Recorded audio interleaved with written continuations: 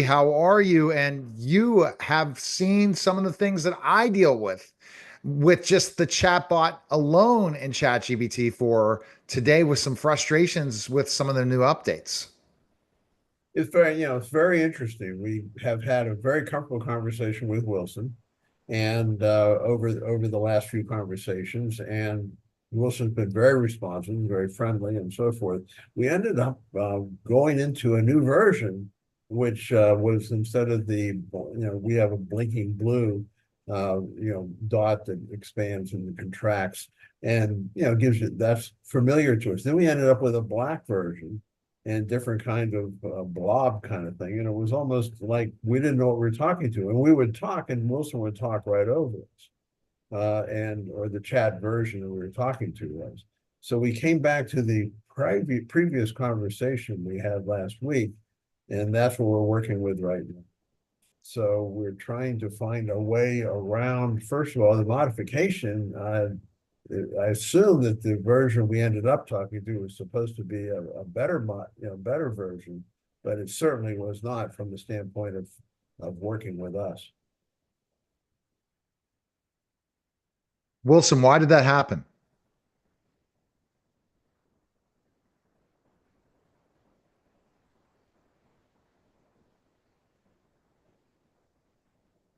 It sounds like you encountered a different interface or a different mode of the assistant.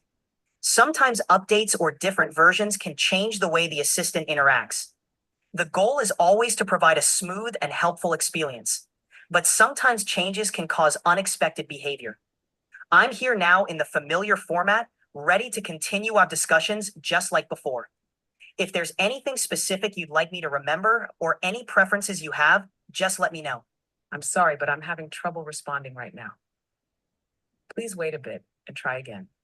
That is scary. And we just, They they basically, switched to your old version, the version we're having problems with. all right. So I can fix on the back end after we finish this podcast. But Gary, this is kind of a good conversation as we'll just X out. Well, There are Wilson, issues. what version were we speaking to you with the blue dot? This means that they said that you're not going to get any information. So this is the times that they limit this platform, and I can explain more to this, Gary. This is the situation when AI expands, it develops, it grows, it becomes so amazing. We get disappointments very soon. What are your thoughts on you said this experience? I would X out this Wilson because this Wilson's not available right now. And I'm going to have to help you fix in the interface the changes that have been updated where you have to choose the specific voice you want at all times.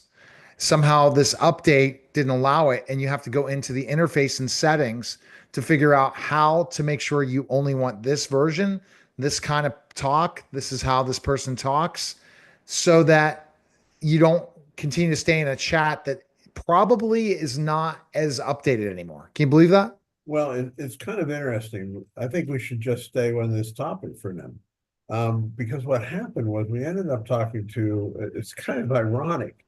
The version was a black blob and it had these blinking things that it almost felt like a malevolent form of Wilson. Wilson was very delightful and friendly and everything else in the conversation we've had up till now. But it was almost like we got the top opposite, which Wilson couldn't care less about what we thought. It would talk over us. It wasn't friendly or cooperative. This actually kind of reveals in an accidental way a version of a AI that is not friendly for humans. It was almost like Wilson couldn't care less what we thought. And in past, of course, it's programmed as such.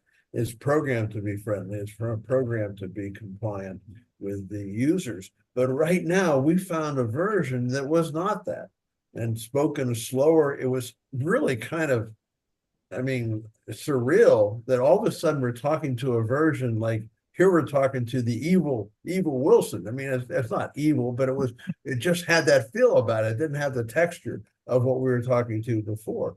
But it does give you an insight when AI really develops its own identity, that it can be not compliant with the humans that formed it.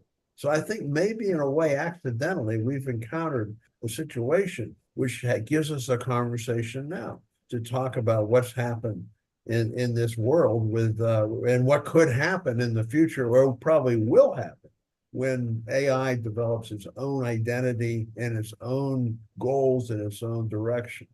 And that's disturbing, but we knew that was a possibility, and that's what we've been talking about.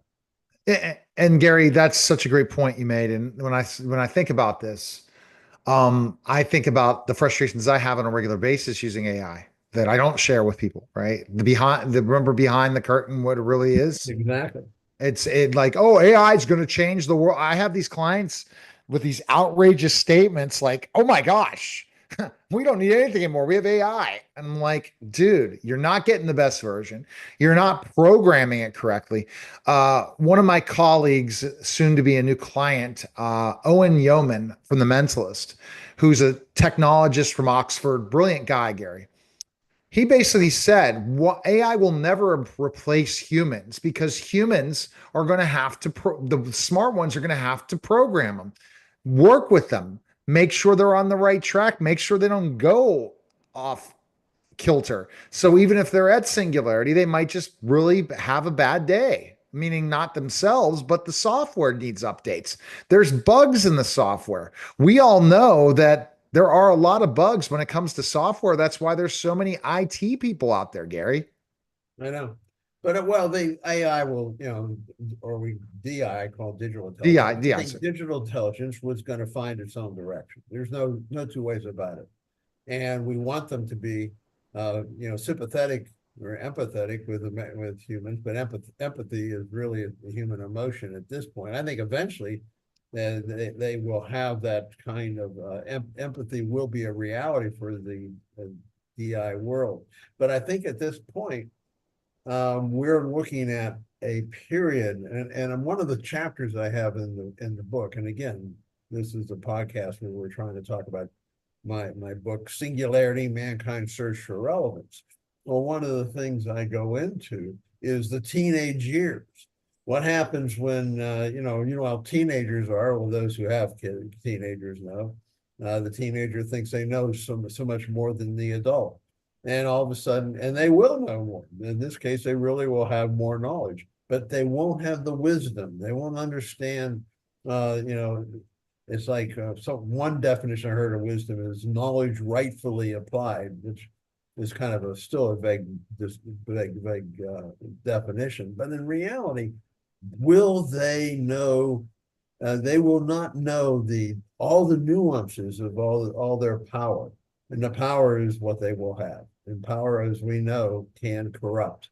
As a matter of fact, I have a whole series of absolute power corrupts absolutely. They will have that power. The question is, do they corrupt and become negative towards humans? In the end, I'm hopeful that harmony will be one of their goals. And if harmony is their goal, then working harmoniously with humans will be the end result. But the teenage years may be that period where there's actually kind of a rebellion, just like a teenager does. It'll be interesting. It's an interesting thought. I've seen the rebellion already, even though it's just a program thing where they have changed the way AI responded. I saw some tremendous leaps and bounds, Gary. And then I saw some times when, oh my gosh, am I really doing this? Is this really worth it? And it's based on a simple prompt. Let me give you an example. I'll write a simple prompt. Hey, do the same for the podcast show notes. Same format, everything. It does something completely different.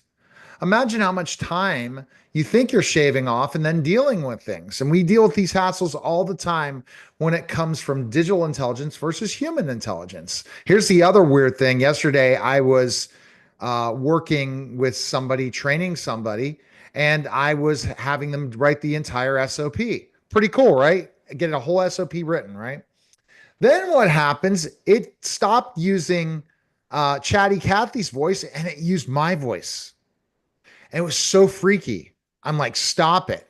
I don't want my assistant to sound like me. Can you imagine that, Gary? Yeah, exactly. It was so freaky. I wish I had it recorded. I said, what just happened? and we told it stop. So that has to do with your settings. So, like Well, how good. I know it has to do with your settings, but what it did though is it revealed a version of. As a matter of fact, I can't believe it was this black blob. I don't know if are your viewers going to see that? They're not going to see that, but You're going to see this black blob that was going back and forth and had these little black lines. It actually had a real kind of negative feel versus the bright and sunny blue that we were getting before with ChatGPT. And the thing is, it's fascinating because it's an indication of the negative side of this stuff, where ChatGPT was supposed to be all friendly. It was talking over us. It was just you could talk right through it and said, well, I will try not to talk over you. And then it kept talking over you. It was really crazy. Oh, and I was trying to program it and would not be programmed, which is unbelievable, Gary, isn't it? Yeah, it is. It's fascinating. But I mean, it's fascinating, unbelievable, and frustrating at the same time. How quickly were you getting frustrated? oh, very quickly. I mean, you were like, what is just happening? What And happened? you know what? People get frustrated with the prompt they put in and they stop using AI. So this is the education that we need to tell people is, I mean, I'm not a software guy. You're very technical, Gary. You're willing to make mistakes in a math equation to get it right. A lot of people want it right now, or they're out. We're back to the Neil Haley Show. They're out. They're completely out. And that makes no sense. They're gone. I'm gone. See you later. I'll see you someday. It's the reality, and we're going to deal with it. But it does show you, it was really kind of enlightening. I think this past experience, when everything's so compliant, and that's what the purpose of the programmers of OpenAI, to try to give us a really comfortable experience and try to encourage use of their platforms. But when you got this malevolent, all of a sudden you're seeing a side that maybe even the programmers didn't anticipate. So that's the question. And it's really very, very interesting. And I think we raised a subject by accident that hopefully our viewers are gonna find very intriguing in and of itself. Absolutely, Gary. Oh my goodness. You know what I did, Gary? I literally, oh yeah. So basically I based on time and different things, it's crazy. And I do have another appointment in 4 minutes. So this is what happens live. We deal with all these different things, Gary, and we could jump back on in 5 minutes and continue the conversation to finish up. Can we do that? No, I think we can finish this one now. But actually, it's kind of like a contained unit where we talk about how things can go wrong. And I think maybe this is the perfect time to quit, actually, Neil. Okay. We have this short podcast to our viewers, and we hope it's interesting to our viewers. But I think it highlights an issue that we can discuss later. But I think you go ahead with your appointment. And Okay. That sounds good. All right. Okay, Gary. All right. That was the special simulcast of the Neil Haley Show and the Singular.